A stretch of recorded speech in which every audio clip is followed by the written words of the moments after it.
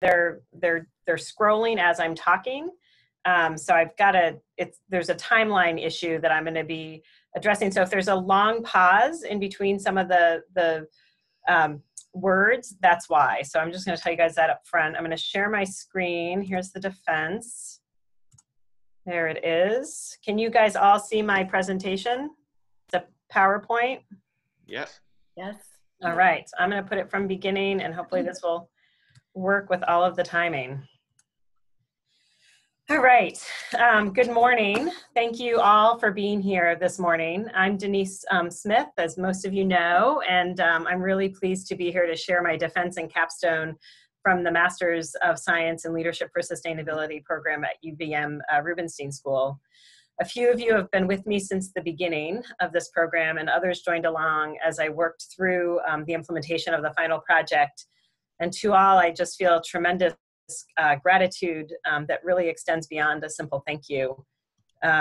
Your thoughtful inquiry, maintaining continuous feedback loops, despite some personal setbacks, and being both anchors and mirrors to me, and really allowing, I love this term now, the fullness of time for me to work through my process has really been an incredible gift. I feel that honoring, receiving, giving, and being in the presence of the gifts that have been shared with me is one of the dearest lessons I've taken with me on this journey. Being aware of the gifts of the world is a new way for me to be with the world, and this has given me a deeper sense of relationship and reciprocity, and what I'd really like to lead with in this presentation today. So the St. Albans Bay Storytelling Project opened with an event on June 10th. Soon after the event, I had a series of travel and did not have the opportunity to see all of the video, images, or artwork that had been created. About a month later, I finally had the opportunity to sit down with them. And it felt like unwrapping multiple gifts at a child's birthday party. The joy continues to live in me. Today, I will share these gifts with all of you through a slideshow that portrays some of the images that were captured on Polaroid and digital media and the artwork that was created at the event, as well as some snippets from the storytellers. Both these slides and a recording of this presentation will be offered to the St. Albans Museum to be added to the online exhibit. I'd like to add that permission to share the materials created at the event on June 10th were granted by the storytellers and individual creators of art, photography, and writing. I'd also like to dedicate this project to my parents who have both moved on to another world, John Gee and Connie Beliveau.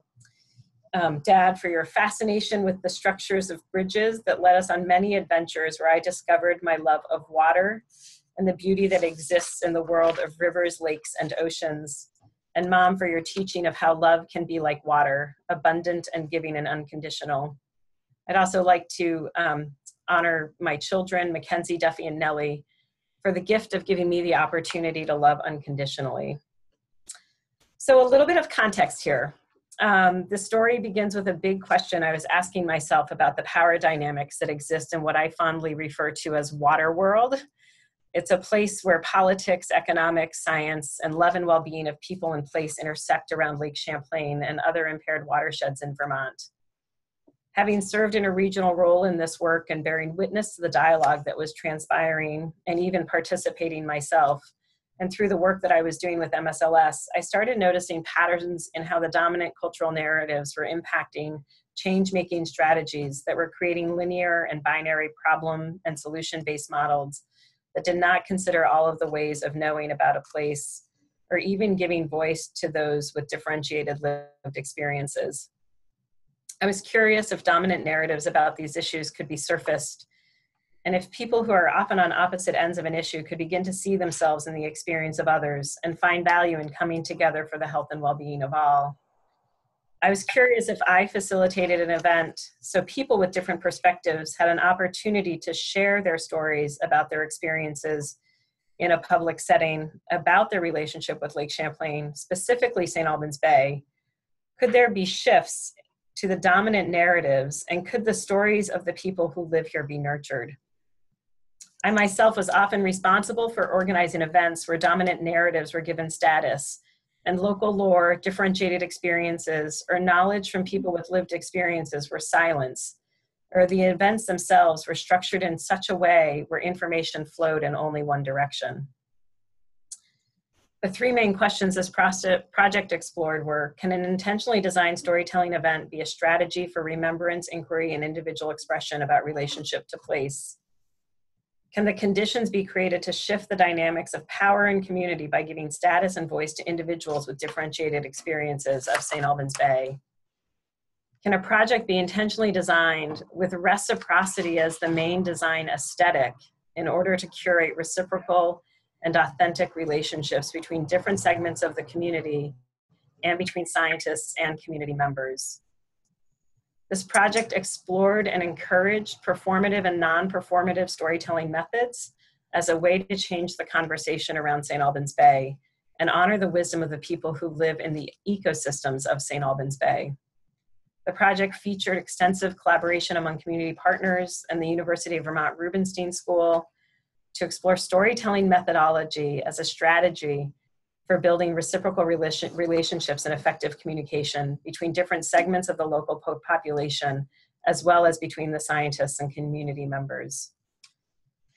This project was done in relationship to a larger research study led by Dr. Rochelle Gould, whose work is focused on exploring the profound interdependence of ecosystems and human well-being. A storytelling event took place as the beginning to that project. And as Dr. Gould stated, this event was able to provide an orientation and a vibe for what we are trying to do and how to do it differently. It matters that we spent time listening and hearing to what matters to people and how we are interacting with community and how they are interacting with each other. I spent a great deal of time on the design of this project. I work with the MLS committee and the research team, as well as community partners and individuals who all helped to hold me accountable to my aspiration, as well as to my core leadership principles. I also deepened my learnings about being in relationship with place, Lake Champlain, and St. Albans Bay. I love this picture, sorry. To me, this all meant I was embarking on a journey with others who were also thinking about the well-being of the communities around St. Albans Bay. I was joining with others who are also interested in the stories of this place and creating reciprocal opportunities for the curating of those stories. Embracing relationships with individuals with stories, rituals, and cultural values that extend back 14,000 years is an estimate right now. Listening and integrating feedback, listening to and integrating feedback from all of my ways of knowing, and also discovering emergence and openness through deepening my own personal awareness practice, comprehending, interacting with, and finally being able to lead with reciprocity in relationships to the human and the non-human worlds, by being grateful and by embracing joy. I also learned to ask for permission and discovered how reframing invitation and asking for permission can lead to power with dynamics. And finally, I became very curious about silence. Both silence, my internal, and also the silence around me, and how I reacted to silence. Early on in this process, I realized that one event would not be enough to create the conditions I was seeking, nor can reciprocal relationships be nurtured in the process of one event. Nor could all of the voices who might want to be heard be included if the event was performative only. I also recognize the need for intentional conversations to seek relationships with individuals with differentiated experiences who would be willing to share their stories and perspectives. In this process, I also recognized that the design of the event itself was my vision, and what I was trying to accomplish had a transactional, even extractive feeling to it, even though my intent was really centered on bringing voice to the voiceless and the well-being of the communities of St. Albans Bay. All of this created a lot of tension in my approach and planning, and this tension led to multiple design changes, a shift in my own narrative about this project, and changes in my approach that were informed by feedback from the MSLS committee, the research team, the community partners I was working with, as well as the feedback I was hearing in the silence in my own intuition as I was working to being open to what's being called to be in every moment. Through the design, planning, and implementation of this event, relationship to each other and to place emerged as the central aesthetic and carried through everything that happened. It was through relationship that I recognized the need for the event to become an ongoing project with others, and through relationship that I introduced each of the storytellers. It is also through relationship and continuing to be in relationship that the great movement of understanding and opening to all kinds of feedback emerged in me. The resulting narrative of this project began with the St. Albans Bay Storytelling Project, a storytelling event on the shores of Lake Champlain on June 10th of 2018. Approximately 60 individuals assembled around 5 p.m. The location formerly known by the Abenaki as Sagawila and weather 70 degrees and sunny contributed to the event's success. The attenders were greeted by the Abenaki Circle of Courage youth drummers who performed for about 40 minutes. The final agenda included 7 drummers in the Circle of Courage, 10 storytellers who ranged in age, gender, and lived experiences and cultures, and 1 local songwriter and musician. 18 people performed as part of the formal program, and many others offered their own stories in non-performative manners. Anna Tsing writes in her book, The Mushroom at the End of the World, hang on one second. Assemblages are open-ended gatherings. They allow us to ask about communal effects without assuming them. They show us potential histories in the making. I would like to think that this is what occurred on June 10th, 2018 in St. Albans Bay. I recognize deeply that this was only an opening to a new narrative about this place, a narrative not created by one story, but a narrative that shares a collection of stories about this place and the histories and futures of the humans and non-humans who have been here and who are yet to be. So what did I learn, and what were some of the themes and patterns that emerged over the course of this project? The first is that I realized that ongoing conditions need to be created in order to foster reciprocal relationships that could lead to shifts in power dynamics within community. I also recognize there continues to be a tension in the relationship between reciprocity and transaction, and that it is in this tension that some great shifts are happening for me. There has to be intentionality in curating stories, remembrances, and inquiry. That must be a condition in order to solicit, hear, and give status to the voices of people with differentiated or historically marginalized lived experiences in this community. And with this comes an awareness of my own implicit positional and relational power in this process, and the responsibility I hold to my community to challenge the systems of oppression and power that dominate the current narratives. Finally, a significant step is the emergence of the St. Albans Bay Storytelling Project as an ongoing community forum, digital and in person. With it comes profound opportunities for creating new conditions for shared community-wide participation in the continuation of this project as a way to encourage relationship, to honor the experiences and memories of the individuals and groups who live and work in this watershed, and to curate those stories through the lens of remembrance, inquiry, and individual expression in relation to this place, St. Albans Bay. In closing, I turn to a question Robin Kimmerer asks in her book, Braiding Sweetgrass. What if the world loved you back? This question continues to be a central driver of my investigation and inquiry throughout MSLS. It has been the premise for my own personal remembrance of how I want to be with the world. As I scrolled through the images from the event and remembered the feeling of that day, I cannot help but bear witness to the tremendous amount of love and well-being that being together in this experience brought. How abundant the love of the world is, and how the world must love us back.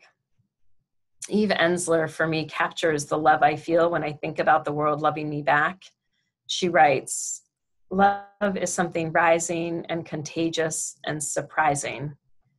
It isn't aware of itself. It isn't keeping track. It isn't something you sign for. It's endless and generous and enveloping.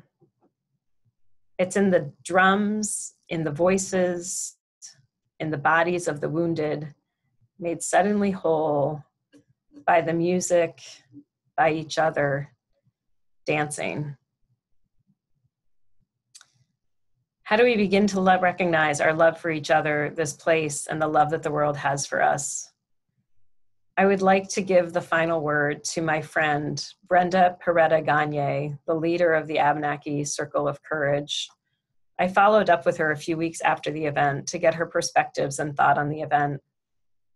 She responded, "This is a good way to start some of the healing that needs to happen here. By bringing all of the people together in a sacred place and sharing our stories, we honor the ones who were here before us."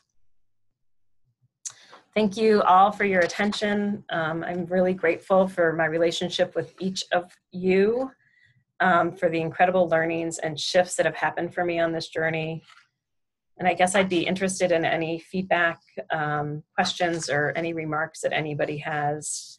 And I just want to include, there's a link at the bottom of this slide, which is where the St. Albans Bay Storytelling Project now lives as the first online exhibit at that museum.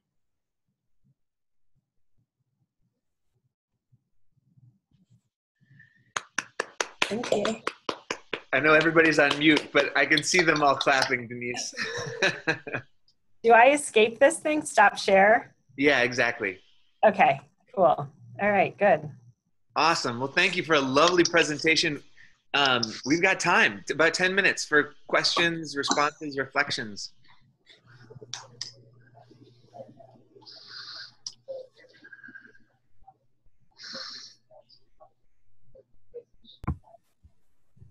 Denise, can you hear me? I can hear you. Is that Alex? Yes. Hi. Hi, I had just a quick question. I'm curious, storytelling is sort of this tradition that's, as old as human history and is one of an oral tradition and something that's often passed down as well as in writing.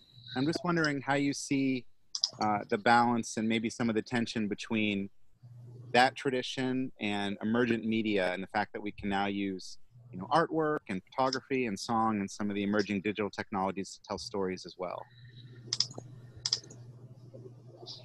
It's a great question. It's I think there's the way that I looked at it. I think specifically for this project, I think that not everyone's role is the role of storyteller, right? Performative manner. And I think that having the other ways of telling stories, whether it's through, writing or art, the pictures, the images from that event really truly felt like gifts that I unwrapped, and every one of them was, more creative and wonderful than the one before, and it just created this story of it in itself. And that's why I put my presentation was, I really wanted to include as much of the imagery from that event as possible, including snippets from the videos from the event, from the storytellers themselves. I think it provides additional opportunities for people to be able to tell a story that may not be as comfortable in a performative setting. But there is that tension that's, existing one of the things that really came up when I asked people, I was like, I'm looking for people to tell stories. Immediately people were like, I'm not a storyteller. That was their immediate response. And so trying to reframe it almost as, to just be comfortable to tell a story really takes a lot for somebody to even want to do that. And so I think that the digital media and the way that you can tell a story differently by using some of the artwork and digital media provides a different opportunity. And it's not the same as having professional storytellers tell stories, right? I mean, and that's another way of shaping an event like this, would have been to have professional storytellers come in and tell stories. But I really wanted it to be a very authentic experience where people from the community were sharing their stories. And so I think the frame of Chief Rich, Eugene Rich, who said, "I'm not a storyteller, but I have a story to tell," is such a good frame, because all of us have stories to tell. And there's so many different ways of doing it. And I think that that's an important thing that we can all learn from this. Thank you.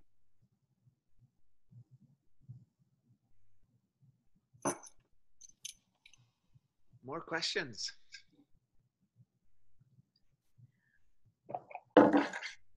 I don't have a question, but I just wanted to add a little bit to what you just said, Denise. I just really appreciated the way that the presentation had all the images and everything. And for me, it goes back to actually really ancient ways of storytelling. I mean, the cave paintings in France and the ledger books of native peoples are all non-performative ways of telling stories and making sure that all the stories that are there to be told can be told.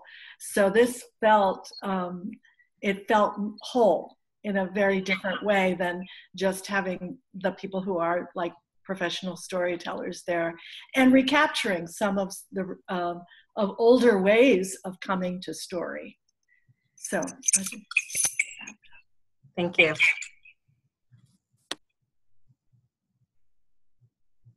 I have a question, we can talk about this later if someone else does, but I know we've talked about this a bit, but I wonder if you could just briefly elaborate on your point about going from a feeling of a transactional project to what it became, and sort of what it was about it that made it feel transactional, and the changes that you think you made to make it feel less that way. You're going right for the jugular there, Michelle. I think that in any kind of research or media project, there is a transaction. Part of it is extraction, right? I was asking people to participate in an event so that we could share stories. I think what happened, because I thought a lot about this during the process, as you know, we talked about it quite a bit. I really thought deeply about, my relationships and how, we're in transactional mindset. We're in a transactional world right now. Our relationships are transactional. I think what started shifting for me was when I really started to see invitation and permission differently, and started thinking about how to ask in such a way that my power shifted almost, so that it wasn't, my project, this is what I want to do. It became more about really thinking about this as something that could bring about that feeling of well-being for the community. I think that was the approach. And that's really the approach of your whole project too, is focusing and centering this on well-being and reciprocity. It's a different frame than how I'd ever done anything before, really. And there still is need for transaction. There still was need to have the media come, or there was need for me to ask people for things so that the event could happen. So there was still the transactions that had to happen. But the center of the project, and I think this is where my aesthetic came in, where I really wanted to focus the aesthetic on relationship and reciprocity, so that everything that I did was about building deeper relationships that were done in a reciprocal manner, so that it wasn't just, it was to benefit the community. It wasn't to benefit me, right? Or to benefit the research project. It was really about benefiting the community, so that we got to this place where my friend Brenda sensed that at the end, right? That this really, and all those images of people just really being in love with each other, and this place was, I mean, those like just emerged. Diana, who's on the, and myself were the only ones kind of taking pictures, aside from the Polaroid shots. And though it was like overwhelming, I could have probably put 20 more pictures in there of people like hugging each other and loving each other at this event. And, there wasn't enough, I didn't have enough words to fill that amount of space. But these pictures of people just being together in this space and like loving each other just emerged from, random pictures that Diana and I were taking that night. So I think that that shift but I had to make a shift. I had to make a shift with how I was working on the project, how I was presenting it, how I was framing things, so that it wasn't about me and my project. It was about the well-being of the community and having a different conversation in this place, and having a different conversation together that would benefit the entire community. Does that make sense? Absolutely. And I think your point about Brenda's quote that's a perfect encapsulation of that shift. So I'm sorry if I wasn't supposed to ask a question, but that was amazing. Thank you. That was a fantastic answer. And with that, we should probably transition to the closed session of the defense. So I just want to thank everybody who joined us here for this presentation. And we're going to invite you to disconnect in the bottom right-hand corner. There's a little place where you can just say goodbye. So thank you, Denise, for an awesome presentation. And thank you all for joining us. Bye, everyone. Bye. Thank you, Nicole. Bye, Denise. Diana. Bye, Diana. Thanks, you guys.